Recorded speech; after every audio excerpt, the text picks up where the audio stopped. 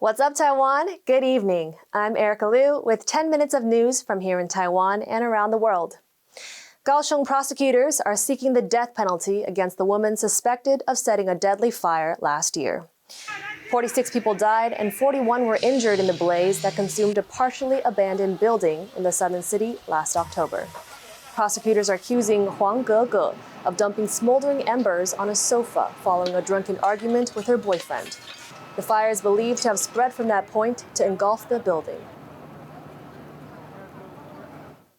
The local coronavirus outbreak in Taiwan continues to spread. There are 23 new local cases of COVID-19 announced on Friday and 45 imported ones. The government is now implementing stricter measures to contain the outbreak, and vaccine passes are now required to enter certain establishments. Bing Wang has more. Starting Friday, visitors will have to show proof of full vaccination to enter certain establishments, including dance halls, bars, hair salons, saunas, and tea houses. 8大行业的基本上进去就要能够利用就是一定要打满2剂。 These entertainment venues were shut during the May 2021 lockdown, and businesses suffered. With the vaccine pass, the government hopes to allow these venues to remain open by only letting fully vaccinated individuals inside. Needing proof of vaccination may spill over to other businesses as well. 我们可以做到红灯、绿灯跟黄灯3种灯号的辨识，希望能够让民众能够用最有效率的方式，还有最方便的方式，能够有通勤。 The new requirement was introduced in response to the spread of the Omicron variant and a rise in domestic COVID cases since the start of the month.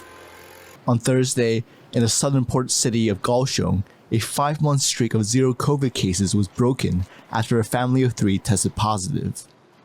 In the northern city of Taoyuan, where the current outbreak first began, 2 schools suspended classes for the day to test everyone and to do contact tracing. With over 70% of the population fully vaccinated and the launch of the COVID pass, the government hopes to avoid another lockdown. Alex Chen and Bing Wang for TaiwanPlus. College entrance exams kicked off in Taiwan on Friday, with more than 116,000 students expected to take the test this year. With COVID cases on the rise, there were extra precautions in place to keep workers and students safe. Our reporter Pichi Zhuang has more. Students with masks on have their temperature taken and hands disinfected before entering the exam site. Many are worried about sitting for the college entrance test amid rising cases of COVID-19. Some students stayed home for days before the exams to avoid any chance of infection. And at least one student is taking his protection to the extreme.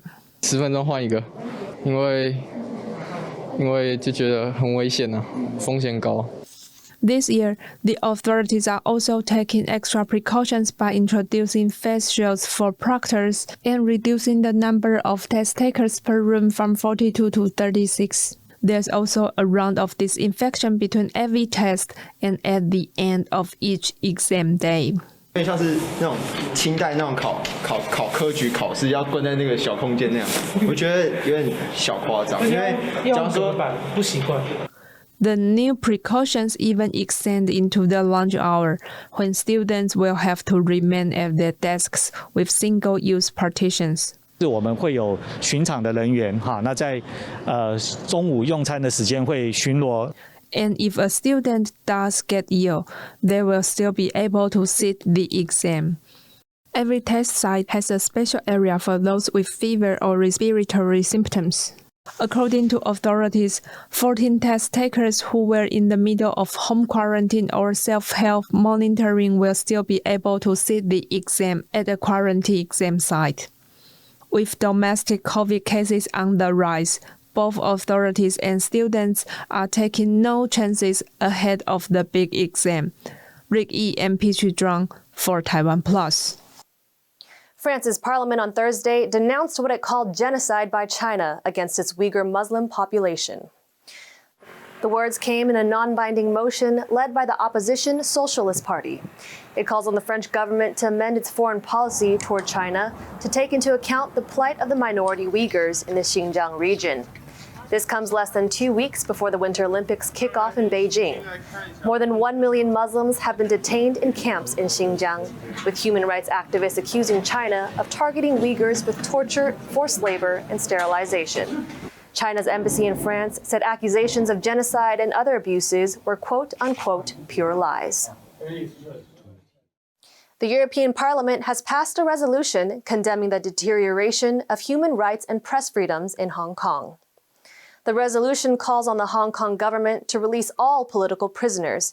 It urges the EU to introduce sanctions against Hong Kong and Chinese officials responsible for what it calls an ongoing human rights crackdown.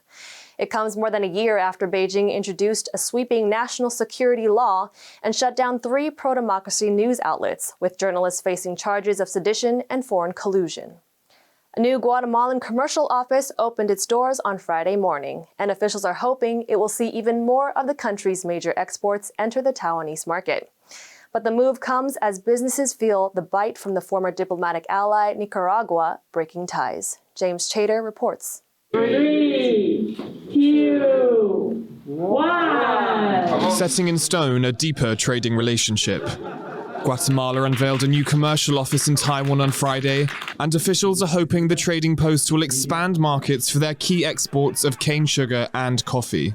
This is the newest of this network, is the number 22 around, where we have in Washington, D.C., in Europe, in Mexico, South America, East Asia, and right now, this is the second one in Asia, actually. In 2021, Taiwan's trade with Guatemala was worth nearly $300 million, a fraction of the total. But as the largest economy that still recognizes Taiwan, officials were keen to underscore the new office's importance.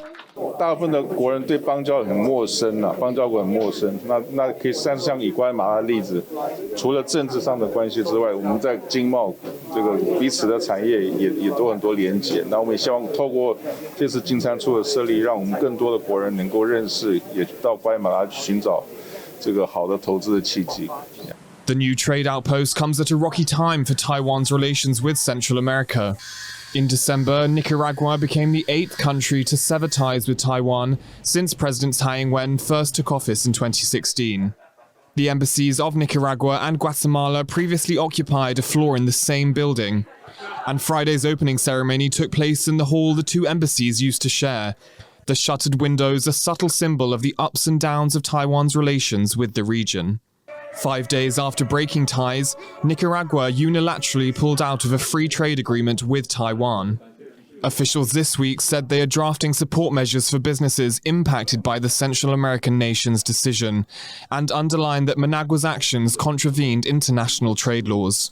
仍然有效，只是因为尼加拉瓜没有照着国际法约的程序去走，执行上有它的违约的行为，所以在这种情况之下，我们终止，所谓的终止就是暂停实施我们所谓的 FTA。 For Guatemala's ambassador, though, the new trading office a symbol of commitment. For us, Taiwan is a key partner as always. So we have a very strong relationship and very healthy relationship between Taiwan and Guatemala. No risk for now of this floor's other occupant moving out. Klein Wang and James Chater for TaiwanPlus. Vets at Taipei Zoo have given a checkup to one of their giant pandas, Tuan Tuan. Late last year, zookeepers noticed that the 17-year-old male had nosebleeds and was sneezing a lot. The zoo decided to give Tuan Tuan a full exam, popping the panda on the table to give him a thorough checkup. The vets confirmed that Tuan Tuan has had an inflammation in the nasal cavity, but is otherwise healthy. Thank you for watching What's Up Taiwan. I'm Erika Liu. We leave you with some footage of penguins at play in Antarctica. Remember to download the TaiwanPlus app for more stories from Taiwan and around the world. See you next time. Take care.